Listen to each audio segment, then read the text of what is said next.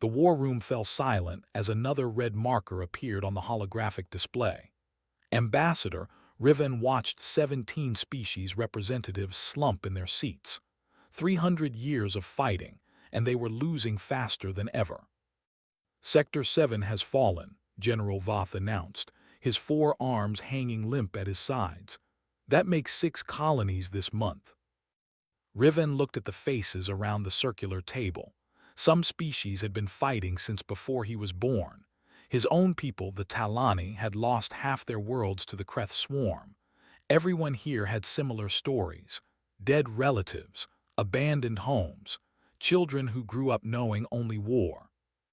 "We need to discuss the Earth option," Riven said quietly. The room erupted. Voices in a dozen languages filled the air. Most were against it. Earth was too new, too primitive, too unknown. The humans had only invented faster-than-light travel 5 years ago. What could they possibly offer? "They are violent," someone shouted. "Their entire planet fights itself constantly." "Exactly my point," Riven replied. He pulled up new data on the display. "While we developed art, philosophy, and peaceful trade, humanity spent 10,000 years perfecting warfare. Look at their history. They have fought wars on every continent, in every generation, using every possible method." General Voth studied the human military records. His expression changed from dismissive to thoughtful. "These numbers cannot be accurate. This says they fought a global war that killed over 70 million of their own species, then did it again 20 years later."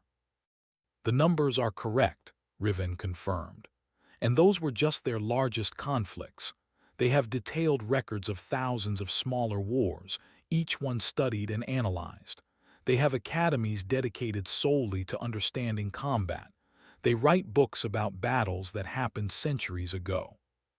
A council member from the peaceful Dorani species shook her head. "This makes them sound like monsters." "Or survivors," Riven countered. "Earth is classified as a Class 12 death world, gravity that would crush most of us, weather systems that regularly kill thousands, predators in every environment, diseases that evolved alongside them. They did not have the luxury of peace. They learned to fight or they would have gone extinct." The debate continued for hours. Finally, they voted. It was close, but Riven had the authority he needed. 2 weeks later, his ship approached Earth. The planet rotated below him, blue and white and green, beautiful despite its deadly nature. Scans showed weapons pointed at him from orbit, from the ground, even from their moon. These humans did not trust easily. The communication came through in perfect galactic standard. "Ambassador Riven, you are cleared to land at Geneva Spaceport. Director Walsh will meet you personally." The landing was smooth. Riven stepped out into Earth's crushing gravity and immediately understood why humans were so physically strong. Just standing here required effort. The air was thick with oxygen. His suit filtered it down to safe levels. Director Ann Walsh waited at the bottom of the ramp. She was tall for a human, with gray hair and sharp eyes that missed nothing. She offered her hand in the human greeting gesture. "Welcome to Earth, Ambassador. I apologize for the heavy security, but we tend to be careful with first contacts." "Understandable," Riven managed, already breathing hard from the gravity. "I appreciate your willingness to meet." They moved to a conference room designed for alien visitors. The gravity compensators helped Riven breathe easier. Anne sat across from him and waited. No small talk, straight to business. Riven appreciated that. He activated his portable display. Images of the Kreth swarm filled the room. Massive insected creatures with razor-sharp limbs and acid that melted through ship hulls. Swarm tactics that overwhelmed any defense. Adaptation that countered every weapon after just a few encounters. 300 years ago, the Kreth appeared in the Outer Rim. We thought they were simple raiders. We were wrong. They are a hive mind, coordinated across thousands of ships. Every battle teaches them. Every weapon we use becomes less effective the second time. Anne leaned forward, studying the data. How many species are fighting them? 17 allied races, thousands of ships, millions of soldiers. And you are losing. It was not a question. Riven simply nodded. Anne asked her next question carefully. What is your standard battle doctrine? Riven explained their defensive strategy, fortified positions, retreat when overwhelmed, acceptable loss percentages, slowly falling back while hopping for a technological breakthrough. You fight to survive, Anne said, not to win. We fight to minimize casualties and protect our civilians. By slowly losing every battle, Anne pulled up Earth's military history on her own display. When my species faces an existential threat, we eliminate it, not manage it, not contain it. We find the source and we destroy it completely. Riven felt a chill that had nothing to do with the temperature. The Kreth come from deep space, uncharted regions.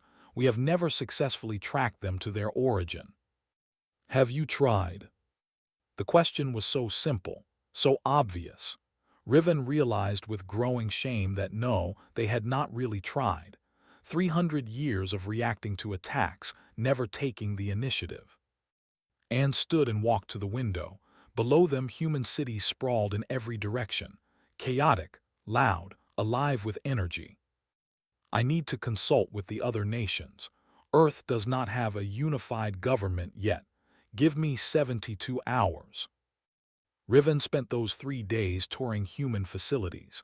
He saw their weapons, primitive compared to Council technology but numerous and practical. He watched their soldiers train, moving with a precision and aggression that unsettled him. He read their military philosophy and found concepts the Council had never considered.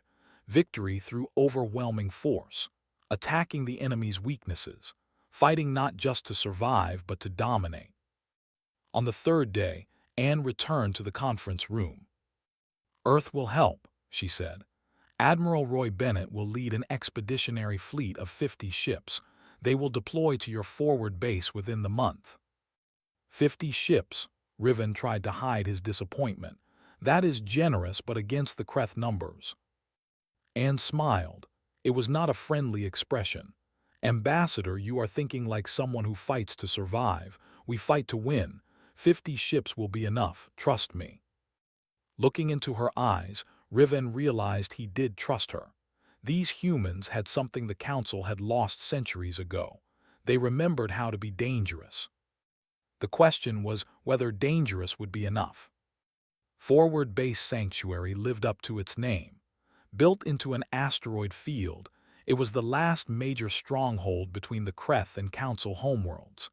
Ships came and went constantly, carrying wounded, supplies, and fresh soldiers who looked far too young. Riven stood in the observation deck when the human fleet arrived. 50 ships, just as promised. They looked strange compared to Council vessels. Blocky where Council ships were elegant. Gray and practical where Council preferred artistic designs.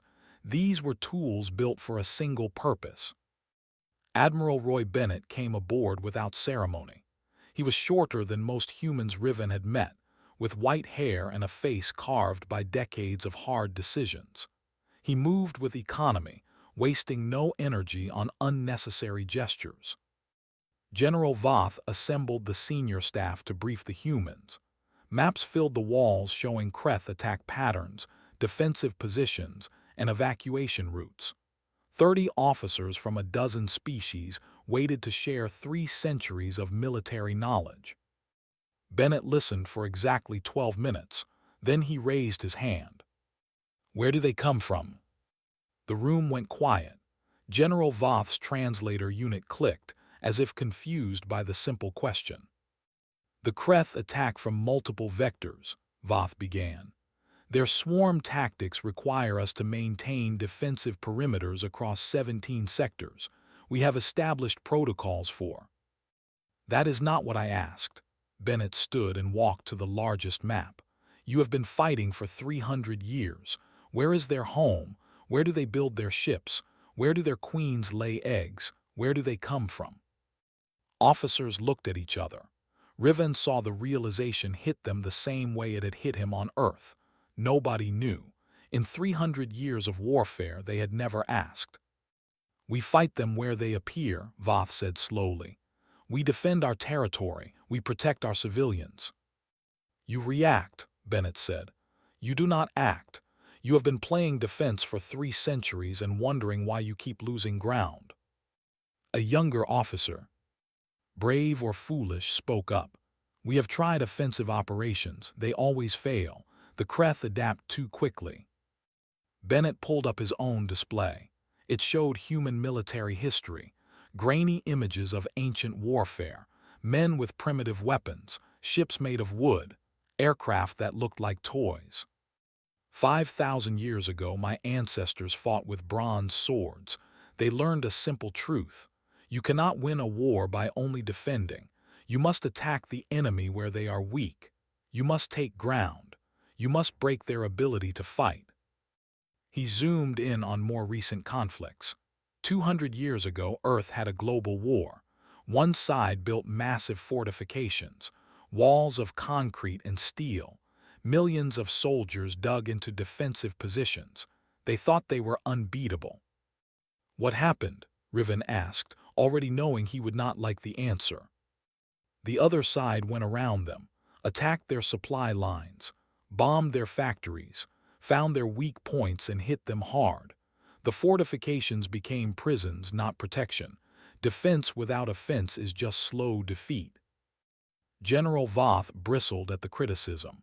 His species had been fighting the Kreth since before humans invented spaceflight. You think you understand war better than us, you who have never faced the Kreth. I think we understand war differently, Bennett replied calmly.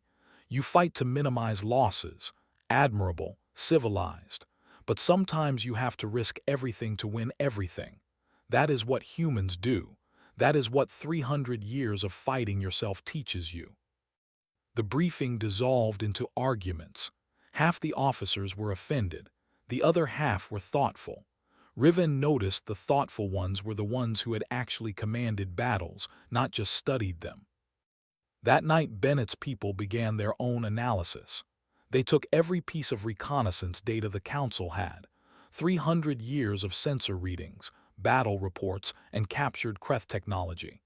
Human analysts worked in shifts, their primitive computers grinding through information. Riven found Bennett in the human section of the base 3 days later. The Admiral was reviewing holographic displays with his senior staff. We found them, Bennett said without preamble. Found what? The Kreth staging area, maybe their homeworld. It is deep in Sector 0, the region you classified as too dangerous to scout. Riven felt his blood chill. Sector 0 was where space got strange.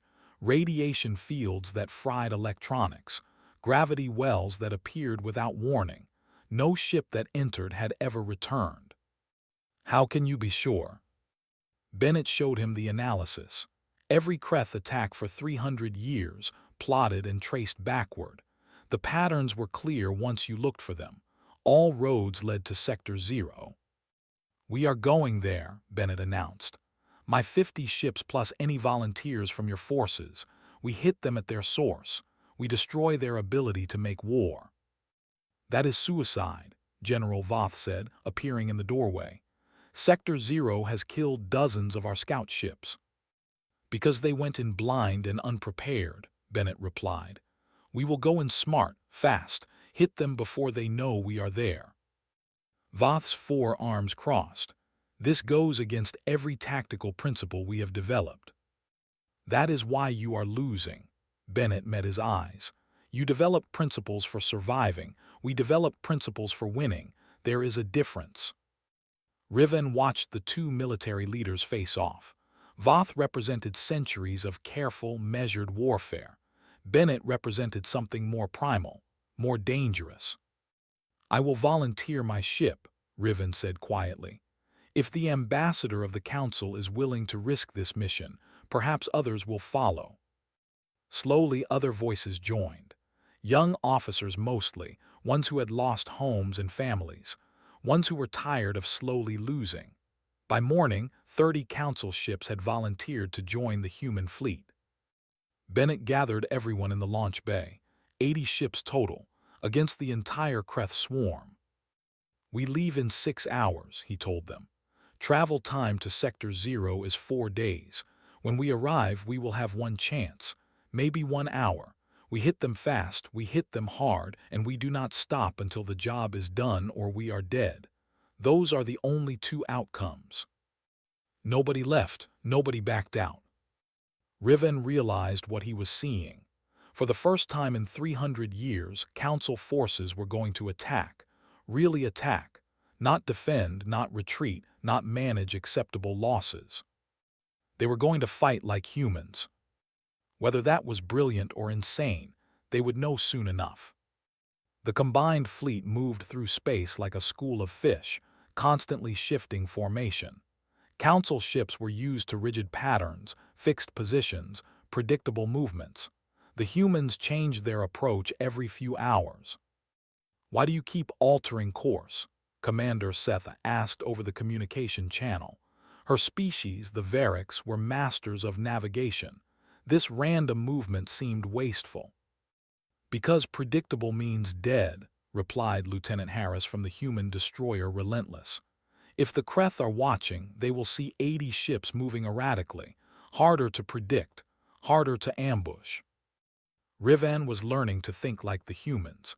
They assumed the enemy was always watching, always planning, always ready.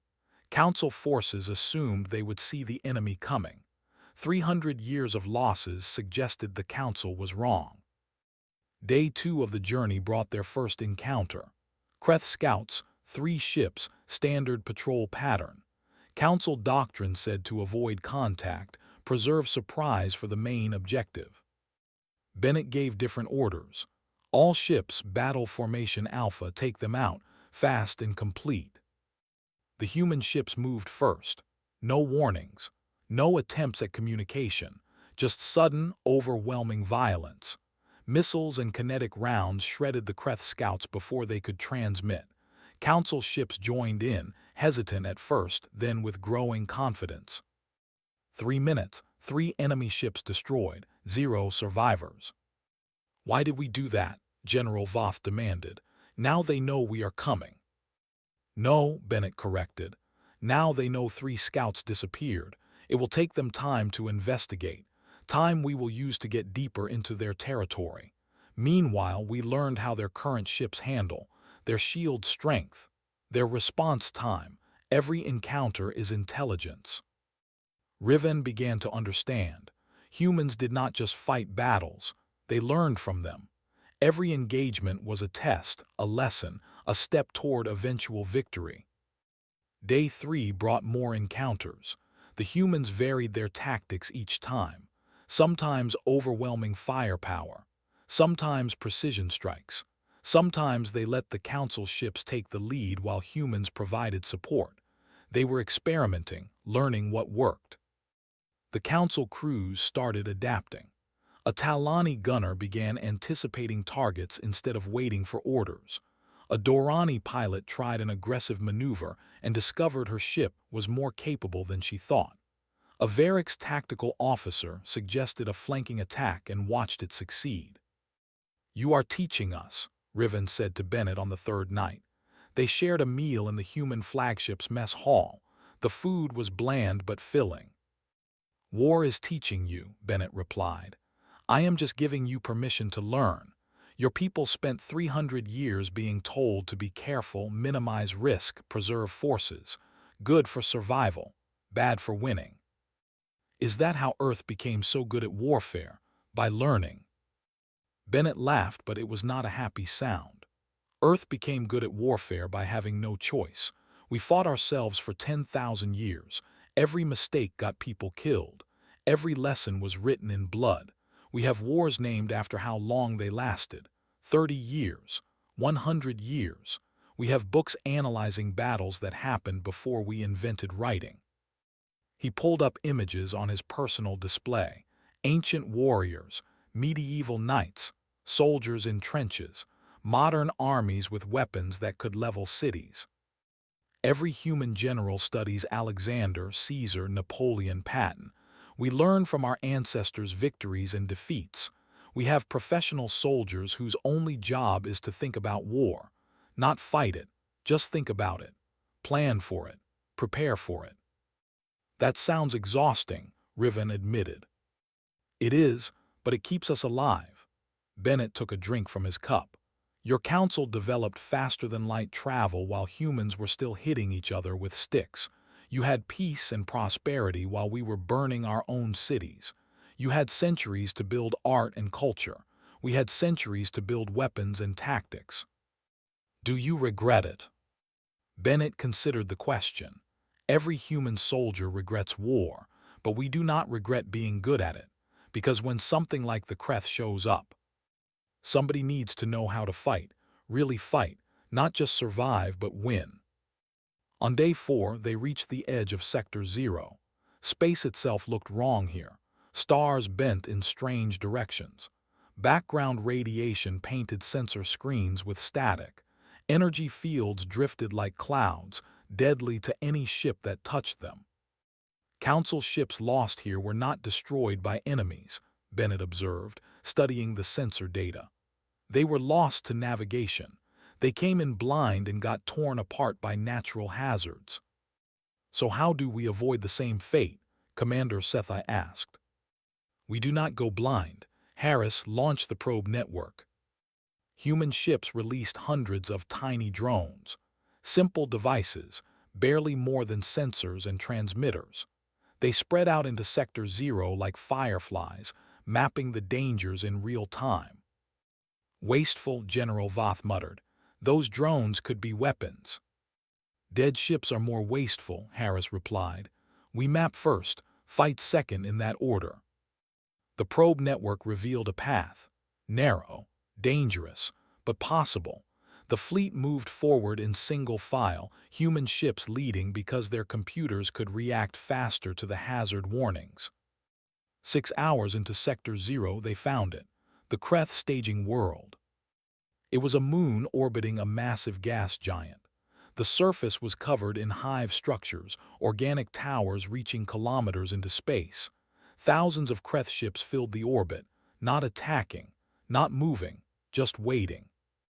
They are gathering for something big, Riven realized. This is their next offensive, all their forces in one place. Bennett smiled. It was not pleasant. Then we arrived at exactly the right time. All council ships, listen carefully. What we do in the next hour will determine if your children live in freedom or die in slavery. No pressure. Some of the council officers laughed nervously. Riven appreciated the dark humor. It cut through the fear. The plan is simple, Bennett continued. We do not fight their ships. We fight their ability to make ships. We kill the hive. We kill the queens. We end this war the way wars end.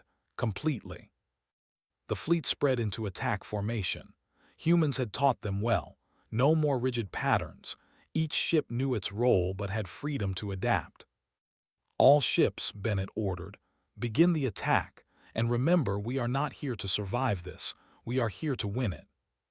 The fleet dove toward the Kreth moon, and 300 years of defensive warfare ended in a single moment of human aggression.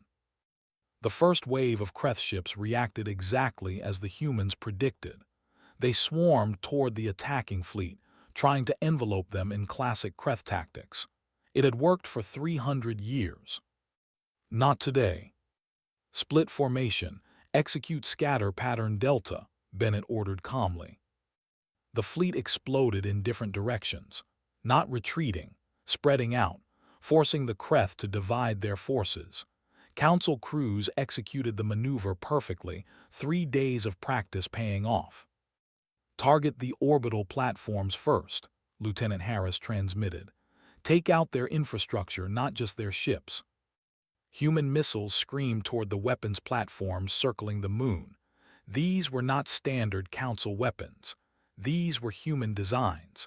Crude compared to Council technology, but there were so many of them. Quantity had a quality all its own. Explosions rippled across Kreth positions. Commander Sethi felt a fierce satisfaction as her targeting systems locked onto a massive platform. Her ship, The Starlight had spent years running from Kreth. Now she was hunting them. "All guns, continuous fire," she ordered. Her crew responded instantly, pouring energy into the Kreth station until it broke apart. The Kreth ships tried to regroup, tried to form their standard attack pattern. The humans did not let them. Every time the Kreth started to organize, human ships would hit them from a new angle. It was chaos. Beautiful, effective chaos. "They are used to enemies who fight predictably," Bennett explained over the fleet channel. "Council ships always did the same things. The Kreth learned to counter those things. But we are not fighting like the Council. We are fighting like humans who got good at war by fighting other humans who were also good at war." Riven watched from his ship's command deck as the battle unfolded. It was nothing like the careful, measured engagements he had studied. This was violent, fast, and utterly ruthless. Ships dodged and weaved. Weapons fired from unexpected angles. The whole fleet moved like a living thing, adapting to every Kreth response. "First objective achieved," Harris reported. "Orbital defenses are down, beginning planetary assault." "All troopships prepare for landing," Bennett commanded. "Council forces provide cover fire. Human Marines are going in." 20 human ships broke from the main battle and dove toward the moon's surface. Kreth ships tried to intercept. Council vessels threw themselves into blocking positions, finally understanding their role. They were the shield. The humans were the sword. General Voth's ship took heavy damage protecting a human troopship. He found himself laughing as his crew fought to keep shields up. When had warfare become exciting instead of terrifying? The human landing ships hit the moon's surface hard. No elegant docking procedures. They crashed into the hive structure itself, armor buckling, engines screaming, but getting their troops exactly where they needed to be. Riven monitored the ground assault through drone feeds. Human soldiers poured out of their ships wearing heavy armor and carrying weapons that seemed excessive for fighting insects. Then he saw the Kreth warriors up close and understood. Each Kreth was 3 meters tall, armored in natural chitin with mandibles that could shear through steel. They moved fast despite their size. Their acid spray dissolved cover.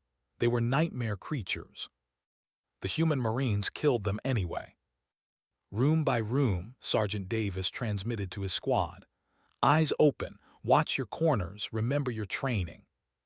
His team moved through the hive structure like they had done this 1,000 times, covering each other, checking every shadow, using grenades to clear spaces before entering. The Kreth had numbers. The humans had experience and technology designed specifically for this kind of close combat. "We are bred for war," one of the Varric's observers said quietly, watching the battle feeds. "Raised in military academies, trained from childhood, but these humans fight like it is natural to them." "Because it is," Riven replied. "They evolved on a planet where everything wanted to kill them. This is just another day on Earth." The human advance into the hive was methodical. Demolition teams followed the combat troops, planting charges on support structures. Engineers mapped the hive layout, finding the central chambers where the queens would be. Above the moon, the space battle continued. The Kreth had numbers. They kept coming, wave after wave. But they were learning a hard lesson. Numbers meant nothing if you could not hit your target. Human point defense systems were primitive compared to Council technology, but they were everywhere. Every ship bristled with weapons. Missiles, railguns, lasers, even old-fashioned explosive shells. The Kreth swarmed and died against walls of fire. "Enemy reinforcements arriving," a sensor officer reported. "Multiple Kreth carriers from the outer system." "Let them come," Bennett said. "Harris, you have the space battle. I am coordinating ground assault. Kill anything that threatens our landing zones." Harris took command of the orbital fight with grim efficiency.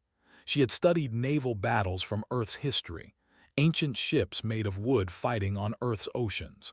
The principles were the same: control the high ground, Protect your supply lines. Concentrate force at the enemy's weak points. On the moon's surface, Sergeant Davis and his team reached the central chamber. It was massive. Organic walls pulsed with bioluminescence, and in the center, 3 Kreth queens, each the size of a human building. "Command, we have visual on primary targets," Davis reported. "Setting charges now." The queens were not defenseless. Warriors poured from side passages, but the humans had planned for this. Supporting squads set up defensive positions. Heavy weapons teams targeted the warriors. The demolition experts worked calmly, placing shaped charges with mathematical precision. "Charges set," Davis confirmed. "Evacuating now, detonation in 5 minutes." The human teams fought their way back to their landing ships. Some did not make it. Riven watched soldiers cover their wounded teammates, carrying them when they could not walk. The Kreth did not take prisoners and the humans did not leave their dead. The landing ships lifted off under heavy fire. Council ships swooped in to provide cover. They had learned well. Now they fought together, human aggression and council precision combining into something neither could achieve alone. "All ships clear the blast zone," Bennett ordered. "Detonation in 60 seconds." The fleet pulled back. Even the Kreth seemed to sense something was wrong. Their attack patterns grew frantic, desperate. The charges detonated deep in the hive core. For a moment, nothing seemed to happen. Then the entire moon shuddered. Cracks appeared in the surface. The organic towers collapsed, and the Kreth ships in orbit simply stopped moving. The Kreth ships drifted like dead leaves on water. No movement, no coordination, just thousands of vessels floating in orbit around their dying moon. "What happened to them?" Commander Sethi asked, her voice filled with wonder and confusion. "Hive mind," Bennett explained. "Kill the queens and the workers lose direction. It is the same with Earth insects. Ants, bees, termites, they all die when you destroy their queen." "But you could not have known the Kreth worked the same way," General Voth said. "His ship was damaged but still fighting." "We made an educated guess based on their behavior," Harris replied. 300 years of battle reports showed they always moved in coordinated patterns, perfect communication across vast distances. That meant central control. Central control means a central point of failure. Riven understood now. The Council had been fighting the symptoms, not the disease. They fought the Kreth ships without ever asking what made the ships work. 300 years of treating warfare like a problem to manage instead of a problem to solve. "Status report across all sectors," Bennett requested.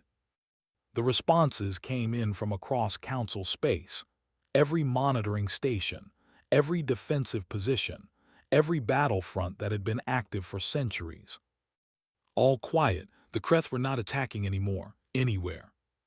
"It worked," Riven said, barely believing his own words. "It actually worked." "Of course it worked," Bennett replied without arrogance. "We studied the problem. We developed a solution. We executed with precision. That is how you win wars." The fleet remained on alert for another hour, but the Kreth never moved.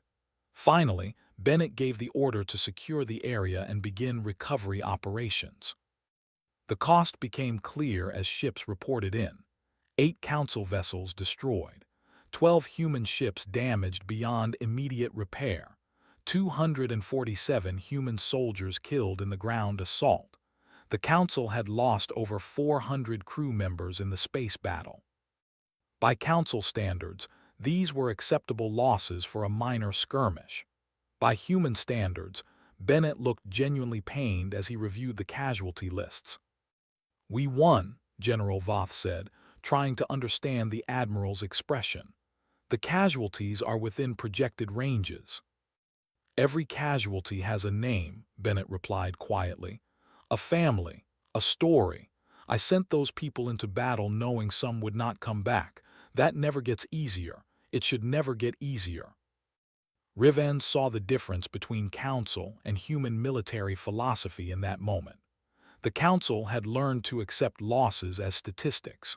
The humans never forgot they were people. Recovery teams began documenting the Kreth hive. Scientists from a dozen species examined the remains, studying the enemy they had fought for 3 centuries but never really understood. The queens were genetically identical, a Dorani researcher reported. Clones, and look at this genetic material. It is designed, engineered. The Kreth are not natural evolution.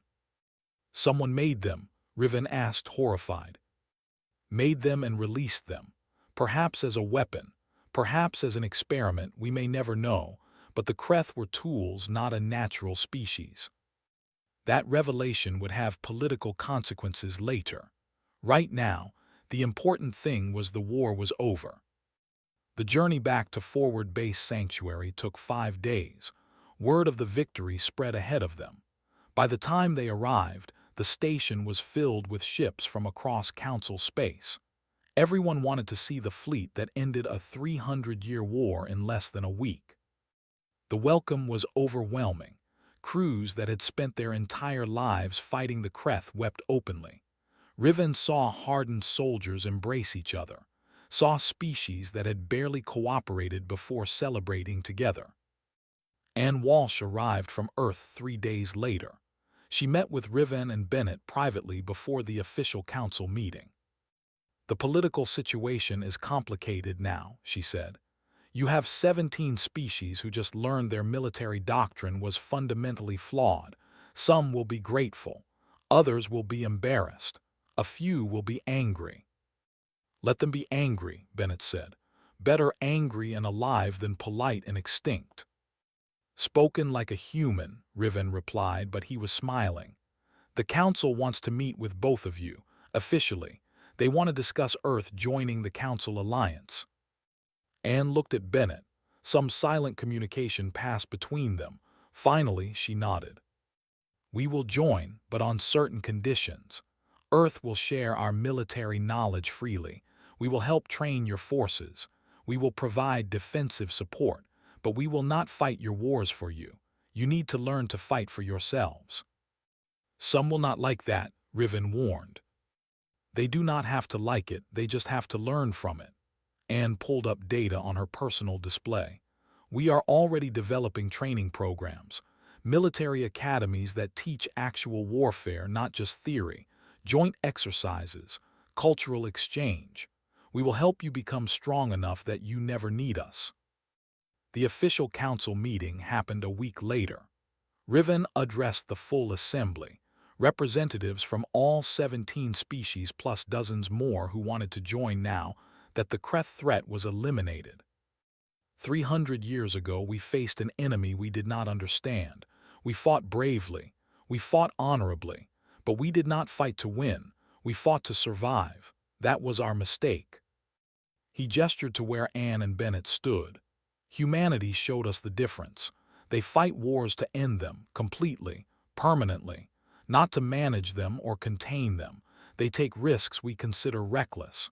They accept casualties we consider unacceptable. They study warfare the way we study art. General Voth stood to speak. His 4 arms were still bandaged from the battle. I thought humans were barbaric, violent, dangerous. I was right about all of those things, but I was wrong about what those things mean. Humanity is not violent because they enjoy it. They are violent because they are good at it, and they are good at it because they had to be. The vote to invite Earth into the Council was unanimous. The vote to adopt human military training was nearly unanimous. Only a few species objected, mostly those who had lost no worlds to the Kreth and had not fought on the front lines. After the meeting, Riven found Bennett standing alone, looking at a memorial wall. New names were being added, the soldiers who died ending the war. Do you think peace can last? Riven asked. Bennett considered the question. Peace lasts as long as people are willing to fight for it. That is the paradox. You need warriors to have peace. You need people who understand war to prevent war. Your council learned that the hard way. And you will teach us. We will teach you, and you will teach us, how to build a civilization that lasts, how to create art and culture, how to be more than just survivors. Bennett smiled slightly. Earth has been fighting itself for 10,000 years. Maybe it is time we learn to build instead. Riven thought about that. Two civilizations. One that developed peace first and war second. One that developed war first and was still learning peace. Together, maybe they could have both. The war was over. The real work was just beginning. 2 years after the Kreth War ended, Riven stood in a classroom on the rebuilt Forward Base Sanctuary. It was not a military base anymore. It was an academy. 50 students from 20 different species sat in rows, wearing identical training uniforms.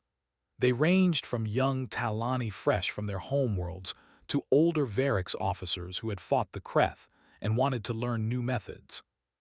At the front of the room, Admiral Bennett stood next to a holographic display. He was retired from active service now, but teaching suited him. War, he began, is not about who has the biggest ships or the most advanced weapons. War is about who makes the fewest mistakes. Today we are going to study the Battle of Thermopylae.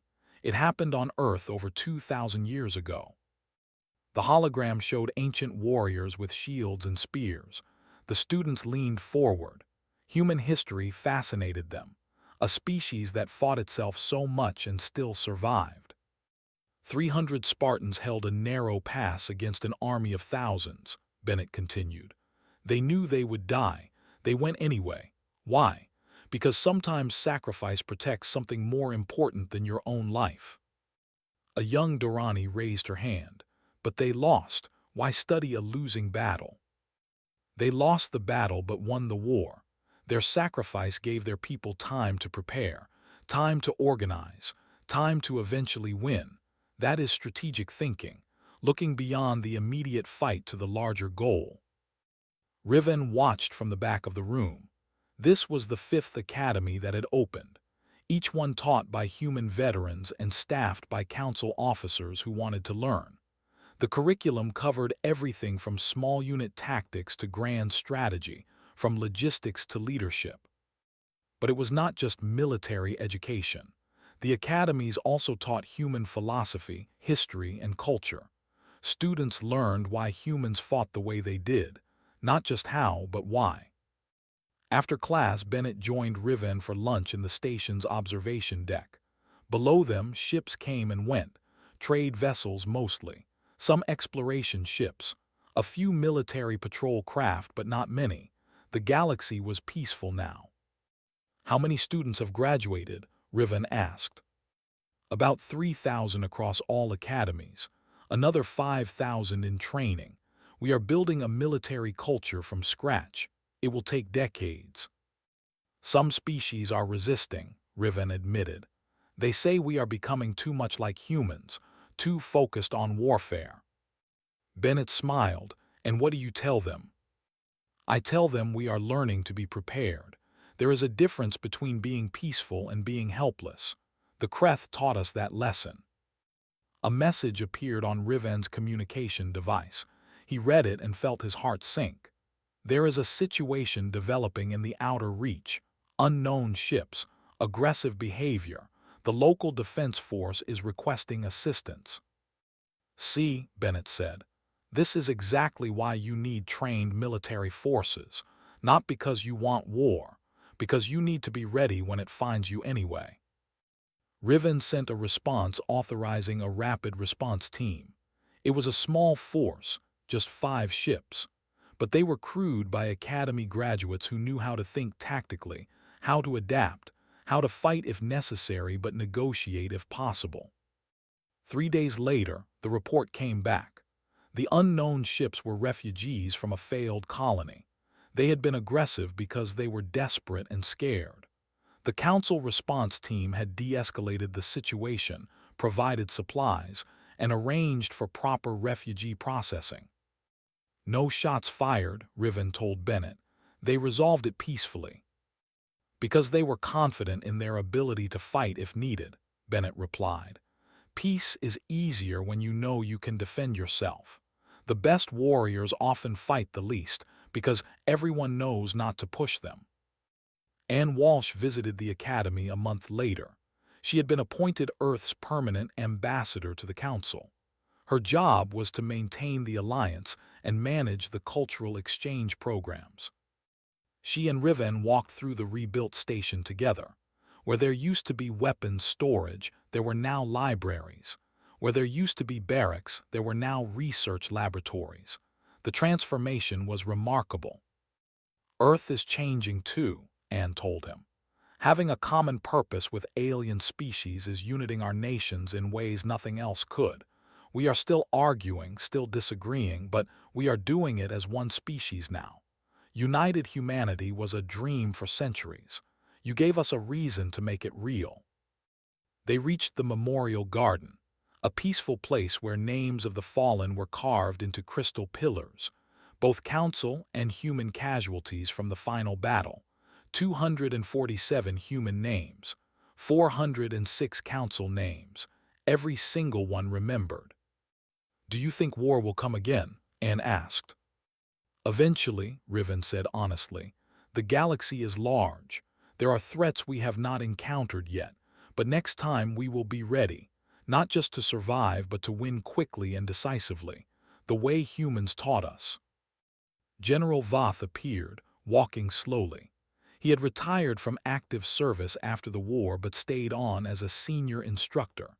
His forearms were not as strong as they used to be, but his mind was sharp. "Ambassador Director Walsh, Admiral," he greeted them. "The new class is graduating tomorrow. I wanted to invite you to attend." "I would be honored," Riven replied. The graduation ceremony was simple. No grand speeches, no excessive celebration, just 200 students from different species standing together, having learned to think and fight as one. They had studied human military history. They had learned council technology and tactics. They had combined both into something new, something better than either alone. As Riven watched them accept their commissions, he thought about the journey, 300 years of slow defeat. Then humans arrived and changed everything in less than a week, not through superior technology, not through massive numbers, just through a different way of thinking about problems. The Council had learned to survive in a hostile galaxy. Humans had taught them how to thrive. Lieutenant Harris, now a captain training the next generation of human officers, stood with her students. She had been at the final battle. She remembered the fear, the chaos, the cost. She made sure her students understood that war was not glorious. It was necessary sometimes, but never something to celebrate. "The best victory," she told them, "is the one you never have to fight for. The best weapon is the one you never have to use. Be so good at war that nobody wants to test you." Evening came to the station. Riven and Bennett stood together watching ships move through space. Peaceful traffic, trade and exploration, communication and cooperation. "Thank you," Riven said quietly, "for saving us, for teaching us."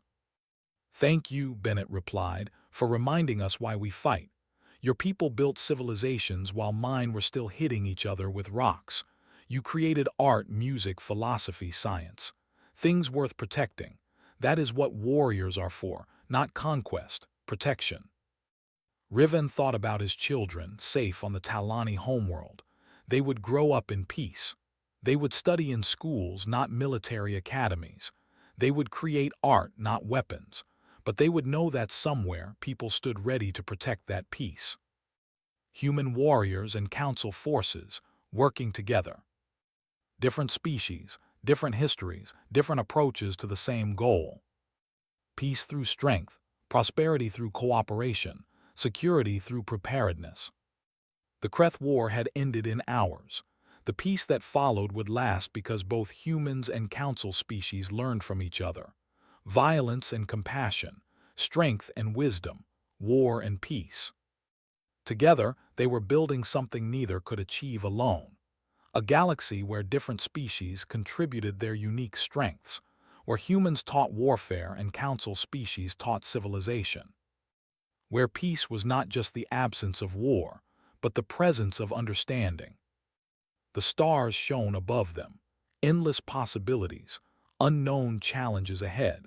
But for the first time in 300 years, the galaxy faced those challenges together.